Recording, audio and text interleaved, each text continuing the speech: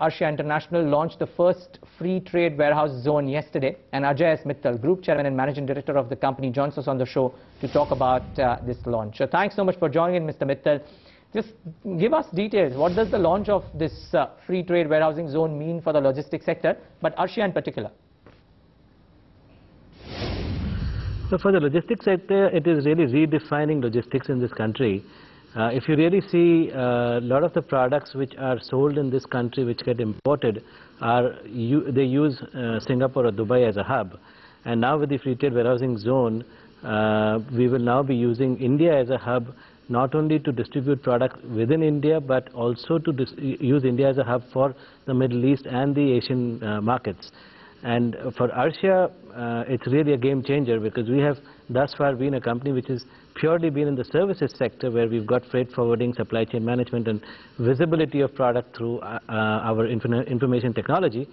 Now with this infrastructure that we've put in place, along with the railway infrastructure that we have, it is really a game changer, where we can provide an integrated solution to our customer and thereby bring down substantially the cost of distributing product, which is one of the highest in India as compared to any other country. You're targeting, if I'm not wrong, building 5 free trade warehouse zones. Why this bullishness, and by when would this happen? But in the phase 1, we've got the first one which has come up today in Sai village next to JNPT.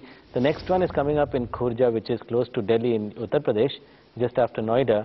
And the third one is coming up in Nagpur. These 3, we've already acquired the land and we have the permissions, and we would be in the next 12 to 14 months, the other 2 will also get operational.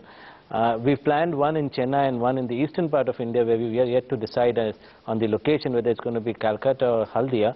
But in Chennai, we are already looking out for land, and the first phase of all these 5 should get operational in the next 36 months. Well, we've broken up the first 2 phases of funding into 2,700 crores and the second phase into another 4,800 crores. The first 2,700 crores of funding is already in place, which actually takes us live in the 3 free trade warehousing zone, 1 domestic distripark in Khurja, and 30 rakes for the rail operation. The second phase of 4,800 crore brings in additional capacity in these 3 free trade warehousing zones, and another one, the domestic distripark in Khurja, and 75 rakes with many more siding infrastructure that we'll put in. For the second phase, which is 4,800 crores, we still have to tie up our funds in terms of debt as well as equity. As a company, we are very less leveraged. We post our entire picking up of equity for phase 1, we would be less than 2:1 debt equity ratio. And this is all infrastructure projects, so we would look at increasing the debt portion, and fund most of the funding would come from increasing the debt equity ratio, as well as we would be tapping the market sometimes 12 to 18 months down the line. It's a long drawn process, I'm sure, but what are the mechanisms that you would be looking in terms of fundraising? I mean, would an FPO or a QIP be an option? Well, it could be anything. It could be a private placement. It could be an IPO in one of our SPVs.